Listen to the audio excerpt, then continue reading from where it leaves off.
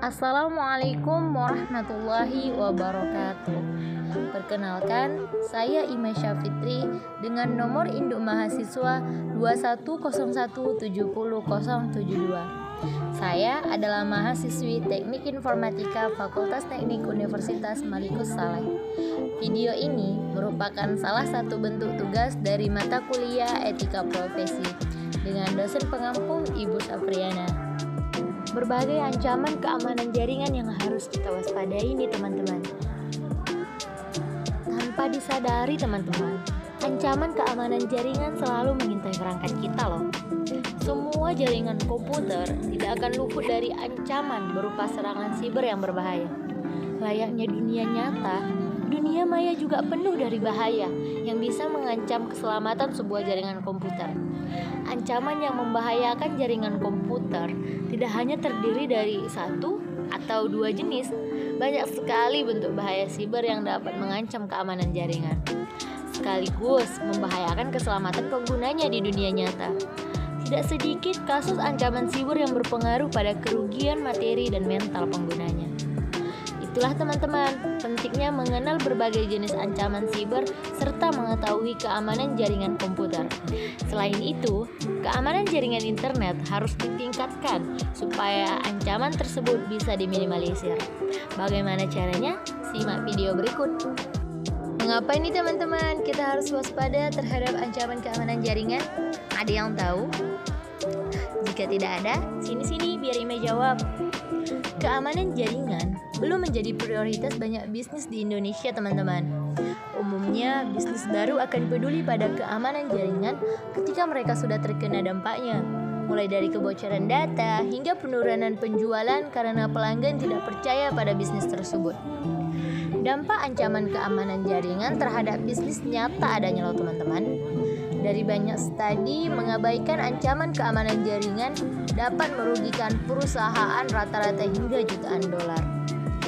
Angka tersebut dapat naik secara drastis karena perusahaan telat untuk mendeteksi dan mengatasinya. Rata-rata nih teman-teman, serangan yang tidak terdeteksi selama lebih dari 200 hari dapat merugikan perusahaan hingga 4 juta dolar. Sementara nih teman-teman, serangan yang dapat dideteksi kurang dari 200 hari dapat merugikan perusahaan hingga 3 juta dolar. Selain dari segi teknis, perusahaan juga harus mengeluarkan biaya lebih untuk mengkomunikasikan kerusakan pada sistem jaringannya. Kemudian, tidak menutup kemungkinan juga perusahaan harus mengganti rugi para pelanggan yang terkena dampak dari kebocoran data. Di titik ini, biaya menggunakan sistem cyber protection dapat lebih hemat dari biaya menanganinya.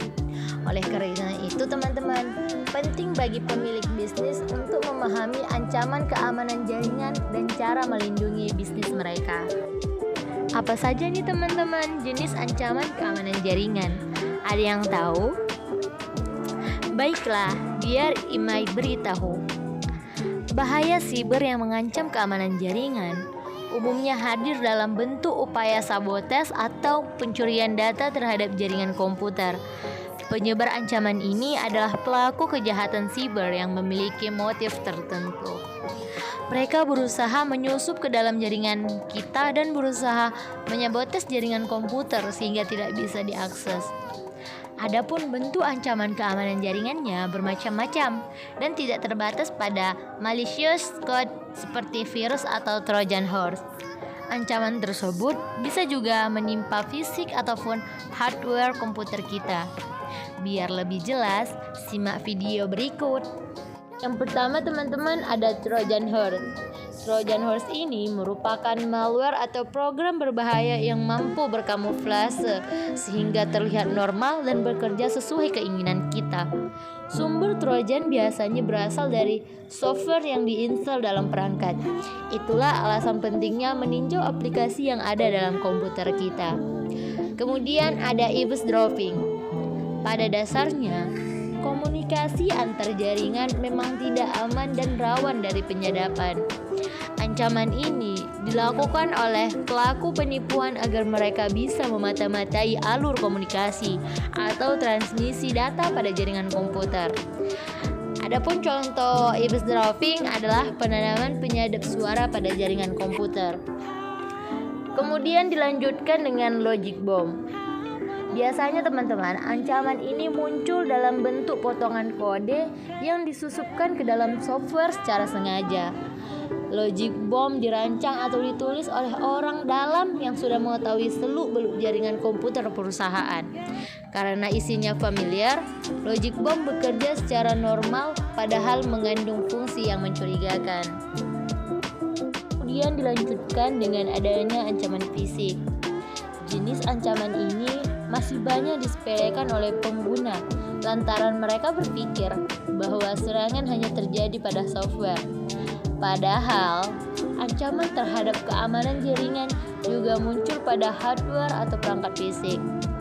Nah, adapun contohnya adalah kerusakan pada software berupa data, file, aplikasi akibat ulah pihak tidak bertanggung jawab. Kerusakan tersebut ternyata mengancam keselamatan hardware kita sehingga tidak bisa berfungsi seperti biasa. Kerugian pada hardware biasanya berupa hard disk rusak, korsleting listrik, gangguan koneksi, dan sebagainya. Kemudian dilanjutkan dengan virus. Virus ini sangat familiar, bukan?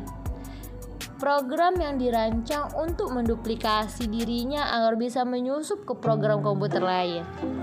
Virus biasa berasal dari website atau spam email. Virus bekerja untuk merusak data dalam komputer sehingga tidak bisa diakses oleh pengguna. Kemudian dilanjutkan dengan adanya worm.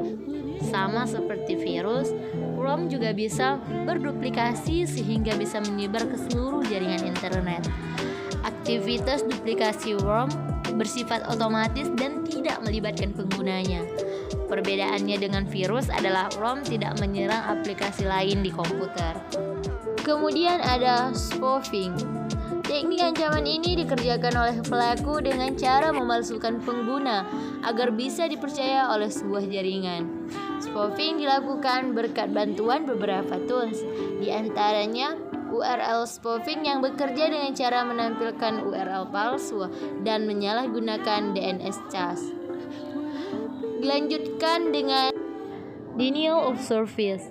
Ancaman ini menargetkan server website sehingga situs web tidak bisa diakses untuk sementara waktu. Pelaku denial of service melumpuhkan situs service dengan cara mengirim trafik sebanyak-banyaknya sampai server tidak mampu menampung request lagi. Jika servisnya tumbang, pelaku langsung melancarkan aksi pembobolan dan mencuri data di dalamnya. Kemudian ada phishing. Metode ini dilancarkan dengan cara memancing korban agar memberikan informasi atau data pribadinya. Pelaku menyaru sebagai pihak terpercaya agar bisa mencuri akun pengguna dan menyalahgunakannya.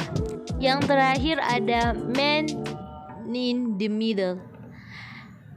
Man in the middle melibatkan seorang penyerang yang bekerja menghalangi komunikasi antara pengirim dan penerima pesan.